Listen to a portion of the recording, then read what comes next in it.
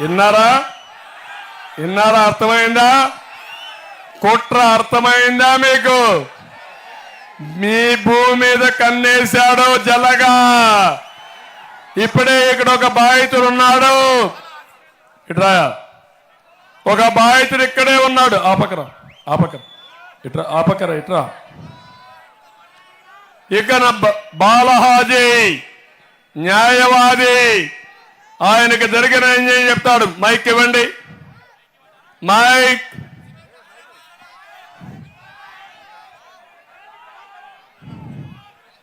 Mic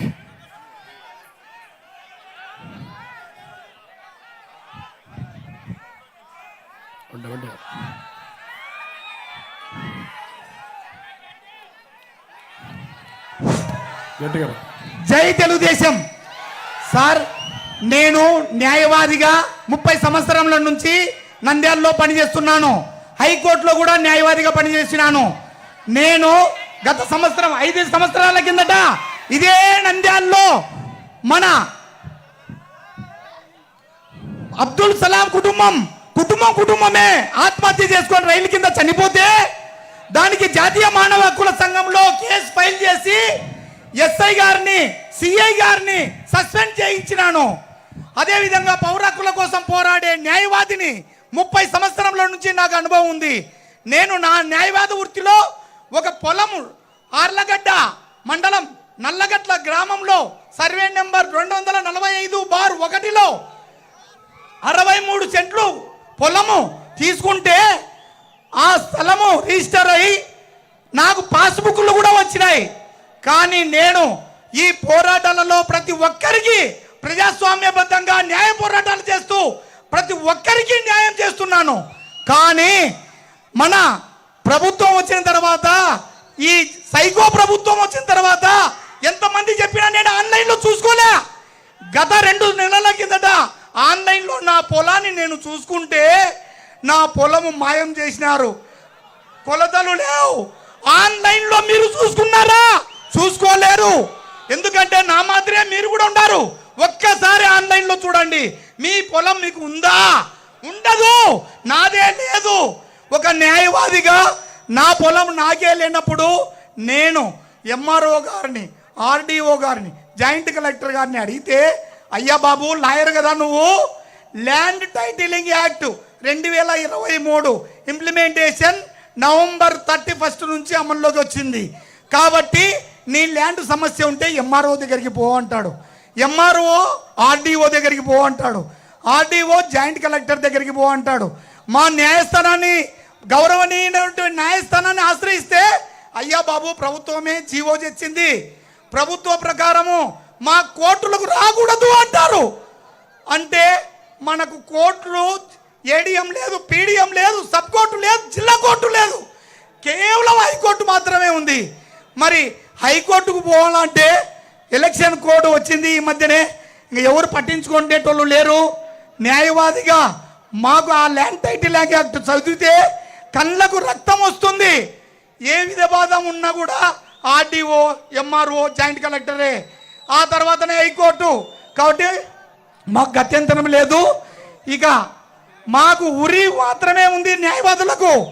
మాకు గత్యంతరం లేదు. కాబట్టి మళ్ళీ చంద్రబాబు నాయుడు గారు వచ్చి సైకిల్ గుర్తు మీద ఓటు వేసుకొని మనమందరం మన కుటుంబం కోసం, మా కోసం, మన కోసం చంద్రబాబు నాయుడు గారిని గెలిపించుకొని మన ఆస్తులు మనం కాపాడుకుందాం, మన ఇంటిని మనం కాపాడుకుందాం, మన ఒక సెంటు స్థలాన్ని కూడా మనం కాపాడుకోవాలని కోరుకుంటూ. ఇప్పుడు మీరు చూశారు బాలహాజీ.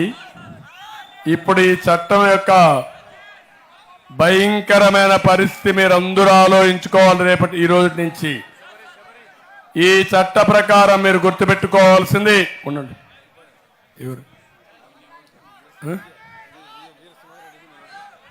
ఆ తమ్ముడిని మంచినీళ్ళు పంపేయండి, మంచినీళ్ళు ఇవ్వండి. క్లోజ్ చేద్దాం 2 నిమిషాలు. నేను ఈరోజు మా నాళ్ళు కూడా పాపం కష్టపడి నిలబడుకుంటే బలహీనంగా ఉండే వాళ్ళకు కొంచెం ఇదవుతుంది. ఎండలో ఉన్నారు. నేను ఒకటే మీకు హామీ ఇస్తున్నా, ఈ చట్టం ప్రతి ఒక్కరికి ఉరితాడేశాడు జగన్మోహన్ రెడ్డి. ఈ చట్టంలో కానీ మొత్తంగా వస్తే ఈ చట్టం తర్వాత మీ ఎవ్వరికి కూడా దిక్కుండదు. కంప్యూటర్లో పెట్టుకున్నాడు, హైదరాబాద్లో అమెరికాలో ప్రైవేట్ కంప్యూటర్లో పెట్టాడు. రెండోది ల్యాండ్ టైటిలింగ్ ఆఫీసర్ అని ఒక వ్యక్తి జగన్మోహన్ రెడ్డి ఓన్ మనుషుల్ని పెడుతున్నాడు. మీకేదైనా సందేహం ఉంటే ఇప్పుడు లాయర్ కూడా నేరుగా ఆయన దగ్గరికి పోవాలి, ల్యాండ్ టైటిలింగ్ ఆఫీసర్ దగ్గరికి పోవాలి. ఆయన ఎవరైనా కంప్లైంట్ ఇచ్చి ఈ భూమి నాదంటే దాన్ని రెడ్రెస్లకు పంపించేస్తారు. మీ భూమి మీరు అమ్ముకోవడానికి వీలు లేదు. మీ భూమి పట్టాలు ఉంటే మీరంతా అగ్రిమెంట్ కూడా చేయడానికి వీలు లేదు. ఇలాంటి దుర్మార్గమైన యాక్ట్ తీసుకొచ్చాడు. నేను ఒకటే మిమ్మల్ని అడుగుతున్నా, రేపు కోర్టులు కూడా లేవు. మీ భూమి పోతే నేరుగా హైకోర్టుకి వెళ్ళాలి.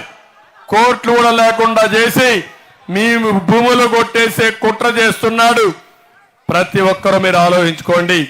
ఇలాంటి దుర్మార్గుడికి ఓటేయిద్దని మరొక్కసారి కోరుకుంటూ నేను వస్తానే రెండో సంతకం. ఈ ల్యాండ్ గ్రాబింగ్ యాక్ట్ ని తీసేస్తా, ఈరోజు చించి చెత్త బుట్లో పారేస్తా. మీరు కూడా ఆ పని చేయండి. ప్రతి ఒక్కరూ ఓటేసే ముందు ఒకసారి ఆలోచించుకోమని మిమ్మల్ని అందరినీ కోరుతున్నా. ఈరోజు ఇంకొక పక్క తమిళలో అన్నా క్యాంటీన్ వస్తుంది,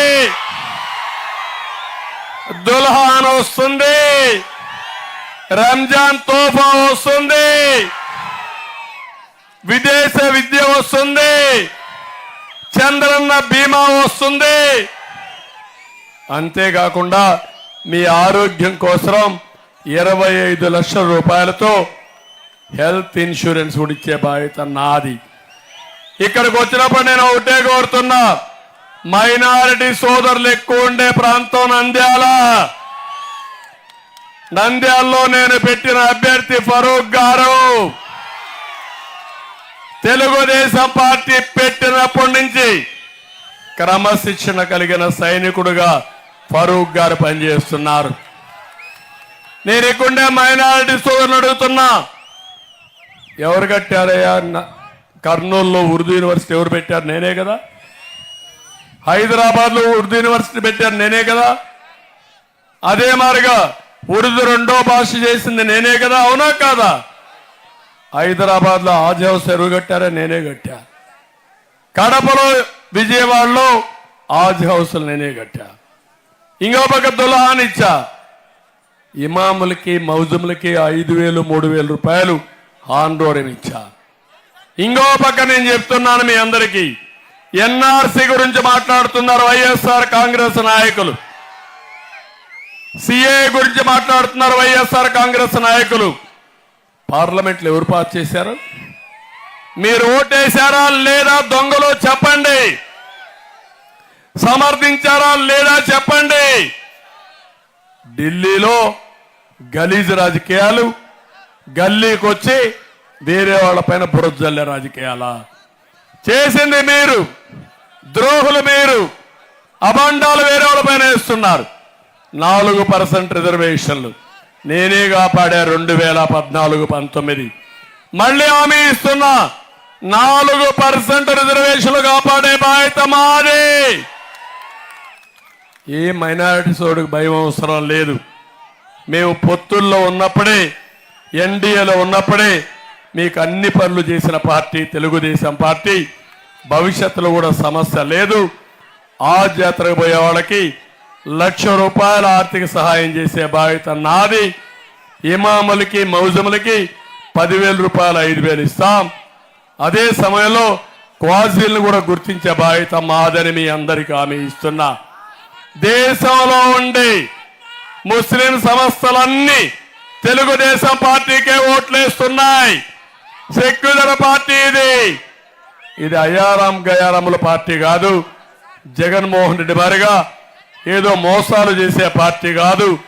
మాట మీద నిలబడే పార్టీ, ఇచ్చిన మాట నిలబెట్టుకున్న పార్టీ తెలుగుదేశం పార్టీ అని చెప్పి నేను మీకు తెలియజేస్తున్నా.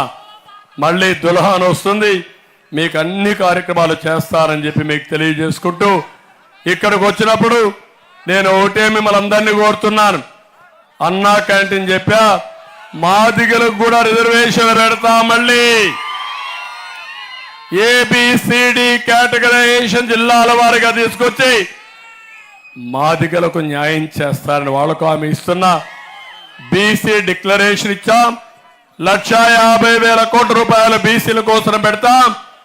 వాళ్ళకు కూడా న్యాయం చేసే బాధ్యత నాది. ఎప్పుడూ తెలుగుదేశం పార్టీకి కంచుకోట ఈ